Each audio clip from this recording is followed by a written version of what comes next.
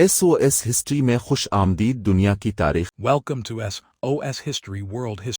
کالاش قوم کی تاریخ پاکستان کے شمالی علاقے میں چھپی ہوئی ایک منفرد تہذیب، ایک حیرت انگیز قوم، یہ ہیں کالاش لوگ۔ دنیا کے شور سے دور قدرت کے دامن میں بسے ہوئے یہ لوگ اپنی ثقافت، لباس، مذہب اور رسم و رواج کی وجہ سے دنیا بھر میں جانے جاتے ہیں۔ کالاش کہاں رہتے ہیں؟ کالاش قوم پاکستان کے صوبہ خیبر پختونخوا کے ضلع چترال میں رہتی ہے، خاص طور پر 3 وادیوں میں: بمبوریت، رمبور اور بریر۔ یہ خوبصورت وادیاں ہمالیہ کے پہاڑوں کے درمیان واقع ہیں اور ہر طرف سے قدرتی حسن میں گھری ہوئی ہے۔ نسل اور تاریخ۔ کال مذہب اور عقائد۔ کالاش لوگ ایک قدیم مذہب پر یقین رکھتے ہیں جو قدرت پر مبنی ہے۔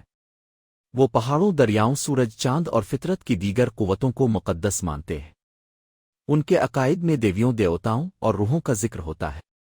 وہ مختلف فیسٹیولز مناتے ہیں جیسے چلم جوش، بہار کی آمد پر، اچھال، خزاں کا تہوار، چاؤموس، سردیوں کا جشن۔ یہ تہوار گانے، رقص اور قربانیوں پر مشتمل ہوتے ہیں۔ لباس اور ثقافت۔ کالاش خواتین کا لباس ان کی پہچان ہے۔ وہ رنگ برنگی کپڑے، ہاتھ سے کڑے ہوئے ڈیزائن اور موتیوں سے سجے تاج پہنتی۔ رہن سہن اور زندگی۔ کالاش لوگ پہاڑی علاقوں میں سادہ زندگی گزارتے ہیں۔ ان کے مکانات لکڑی کے ہوتے ہیں جو سخت سردیوں میں بھی گرم رہتے ہیں۔ وہ زراعت، بکری بانی اور سیاحت سے روزگار کماتے ہیں۔ خطرات اور تحفظ۔ کالاش ایک چھوٹی اور نایاب اقلیت ہے جن کی آبادی صرف 4000 کے قریب ہے۔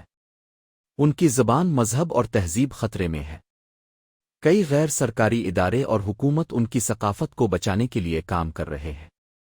یونیسکو، UNESCO نے بھی کالاش ثقافت کو محفوظ ورثہ قرار دیا ہے۔ نتیجہ: کالاش قوم پاکستان کا ایک انمول خز۔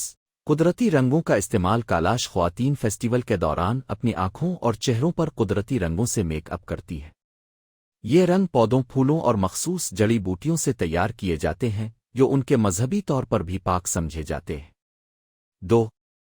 روایتی کھانے۔ فیسٹیول میں کالاش قوم کے خاص کھانے پیش کیے جاتے ہیں جیسے اناج سے بنے روایتی کیک، خشک گوشت، دہی اور دودھ سے بنی خصوصی ڈشز۔ یہ کھانے صرف تہوار کے دوران ہی پکائے جاتے ہیں اور مہمانوں کے لیے بھی رکھے جاتے ہیں۔ جانوروں کی برکت کی رسم۔ چیلم جوش کے موقع پر بعض جگہ بکریوں کے سینگ پر دودھ لگایا جاتا ہے تاکہ وہ برکت والی اور زرخیز ہوں۔ یہ رسم شکریہ قدرت کے طور پر ادا کی جاتی ہے۔ 4.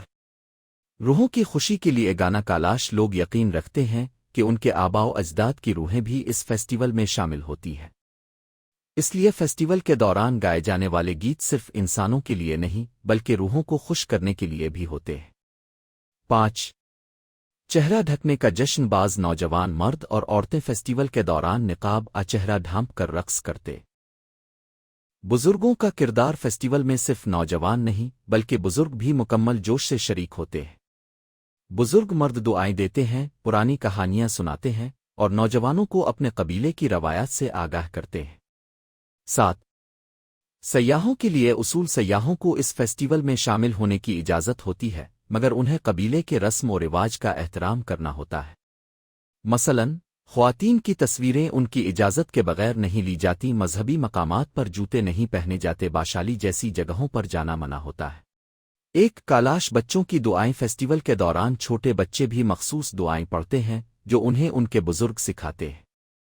یہ دعائیں قدرت سے رزق، بارش اور امن کی فریاد ہوتی ہے۔ یہ منظر نہایت پیارا اور دل کو چھو لینے والا ہوتا ہے۔ 2.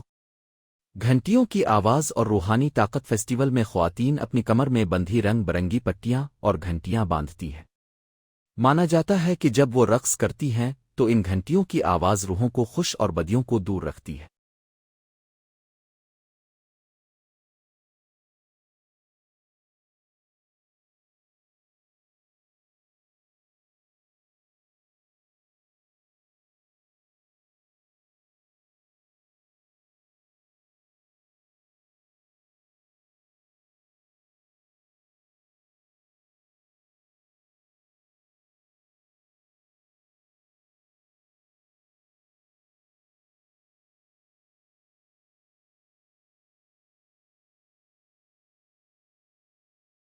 ویڈیو پسند آئے تو لائک اور سبسکرائب ضرور کریں تاکہ نئی آنے والی ویڈیوز اب تک پہنچ سکیں۔